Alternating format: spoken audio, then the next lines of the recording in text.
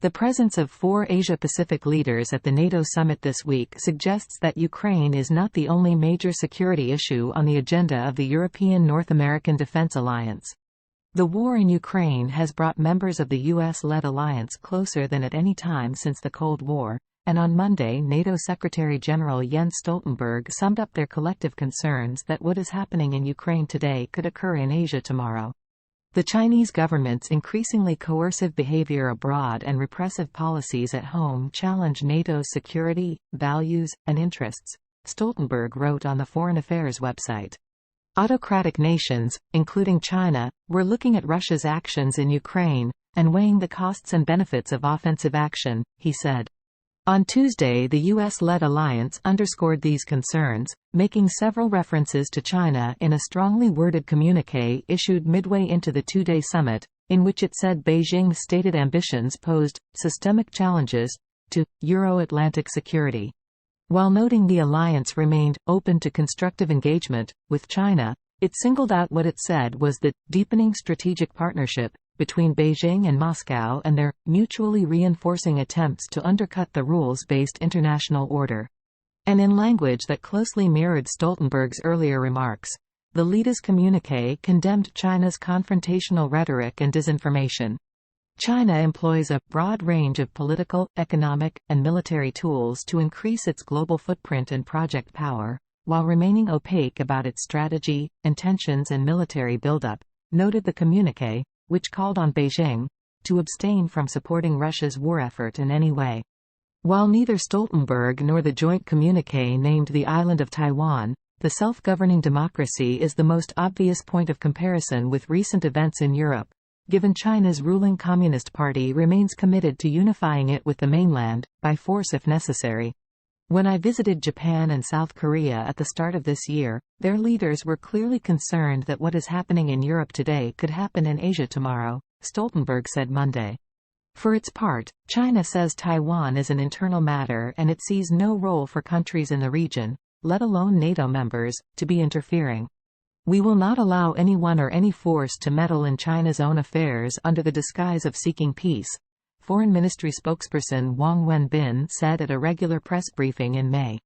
Taiwan's defense ministry noted high numbers of Chinese military aircraft in the skies around the island on Wednesday after the NATO communiqué was issued.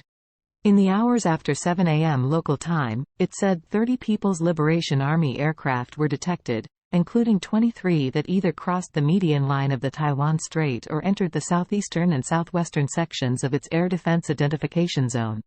That activity followed 32 Chinese warplanes making similar flights as of 6 a.m. local time.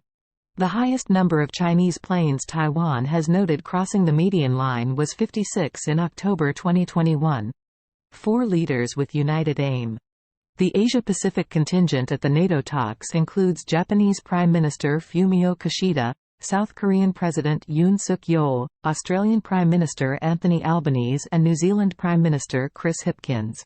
All 4 nations have expressed views that what has happened in Ukraine cannot happen in the Pacific. Myrna Galick, senior policy analyst at the U.S. Institute of Peace, said the presence of the 4 Pacific leaders in Vilnius, Lithuania, is a testament to NATO's interest in the Indo-Pacific and the focus on the challenges that China poses for the alliance. On that point, Stoltenberg looks to be in lockstep with U.S. President Joe Biden, with the two pledging to strengthen NATO ties to the Pacific when they met at the White House last month. And the leaders of the 4 Pacific nations also seem to be striving for a united approach. Kim Sun-hai, senior secretary to the South Korean president, said Yoon will preside over a side meeting of 4 Pacific countries to strengthen common awareness, solidarity, and cooperation on emerging security threats. Conflicting views on NATO in Asia. There may be a push for greater involvement from Asia-Pacific leaders in the alliance, but there's no consensus on the role NATO should take in the Pacific.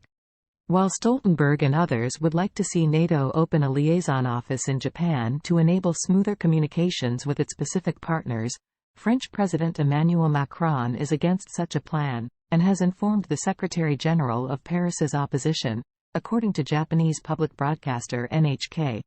The French stance is reportedly that NATO is a North American and European alliance, not a global one. France can effectively veto any Tokyo office plan, as establishing it would require unanimous approval of the 31 NATO nations, NHK reported. The idea of not letting NATO's focus drift outside of the North Atlantic in its name is backed up by Article 5 of the NATO Treaty, its Mutual Defense Clause, which stipulates an armed attack on one alliance member is to be treated like an attack on all. However, the article explicitly limits the response to attacks that occur in Europe and North America. So military actions against U.S. forces stationed in Japan or South Korea, or even the U.S. Pacific territory of Guam, do not fall under NATO's collective self-defense remit. But outside of NATO, its members have been increasing their military visibility in the Pacific. British forces have been training in Japan. A Canadian warship was accompanying a U.S. destroyer when the American vessel was involved in a near collision with a Chinese warship in June, and German Defense Minister Boris Pistorius announced at the Shangri-La Dialogue Defense Summit last month that Berlin will send 2 naval vessels to the Pacific next year. France, despite its opposition to a liaison office in Tokyo, is a frequent military visitor to the Pacific, with 10 fighter jets participating in exercises with the U.S. in the Pacific Islands even as the NATO summit is about to start in Lithuania. And those deployments display what Stoltenberg, the Secretary-General, said in his op-ed. NATO is a regional alliance of Europe and North America, but the challenges we face are global, he wrote, noting the summit invitations for the Pacific leaders.